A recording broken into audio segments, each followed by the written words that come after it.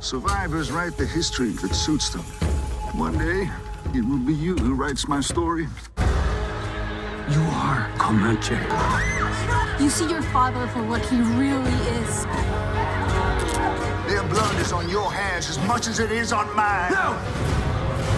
I got a family full of liars. It's time to put a bullet between our eyes. In the end, it will all be worth it.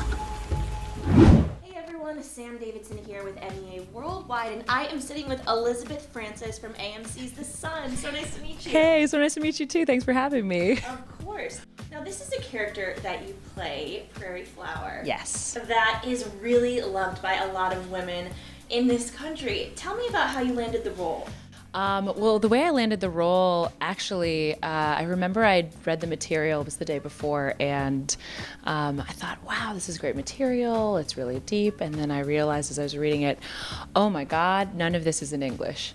And I kind of panicked for half a moment. I called some friends, and I work a lot in the Native community and a lot of other communities that I'm a part of, and the next day I came in and I auditioned in Spanish, Comanche, and English and did all of these pages in those languages. So I didn't know until the very end when we tested that they kind of set the bar for allowing her and kind of the rest of the show to be like, hey, this is possible.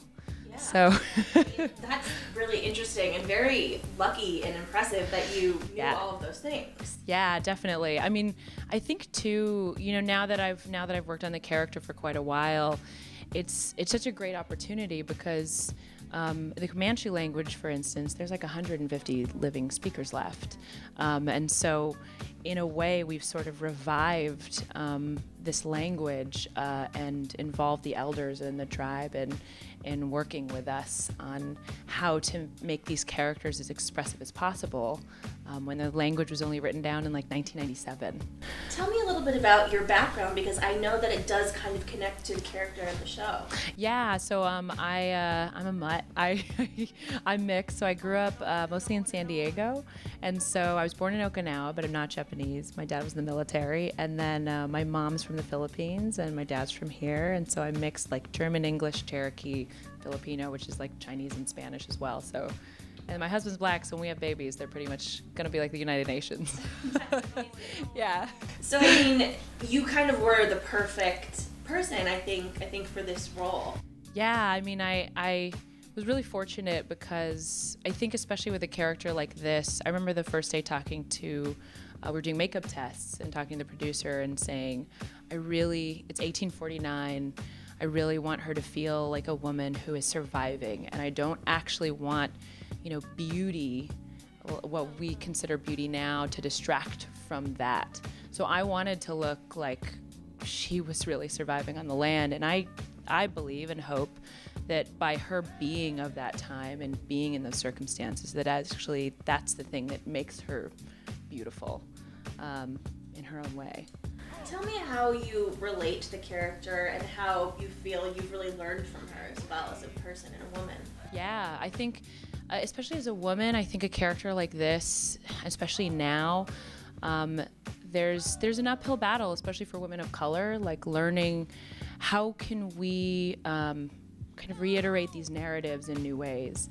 And Prairie Flower was really an opportunity to do that. She's adopted into this band of Comanches, and I grew up being mixed. You're straddling a lot of different worlds and identities. So that was a place where I personally connected and found my way in with her, because this idea of where do I belong and how do I identify is kind of at the core of her. And so the love story that develops between her and young Eli really, I think, is so relevant to the times, because it's these two people and a young white man, and they connect because they're both essentially orphans, and finding these places and opportunities for inclusion where we look at each other as human beings, I think is more in what we need in stories today.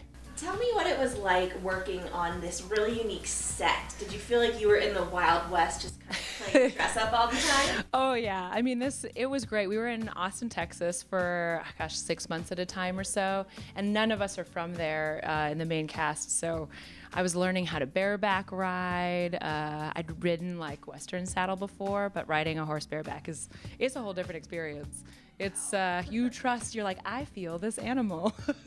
It knows everything that I'm thinking as I ride. So it was hot at times. It was snowing at times, and you kind of the weather and the environment does a lot for you. And the local Texas crew is amazing.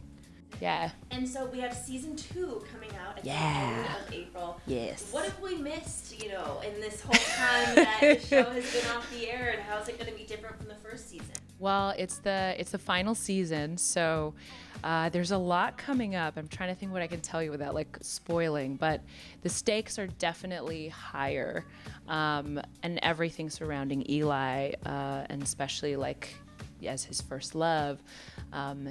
Things get lovely, and then they get really tricky. The stakes get higher, I can say that.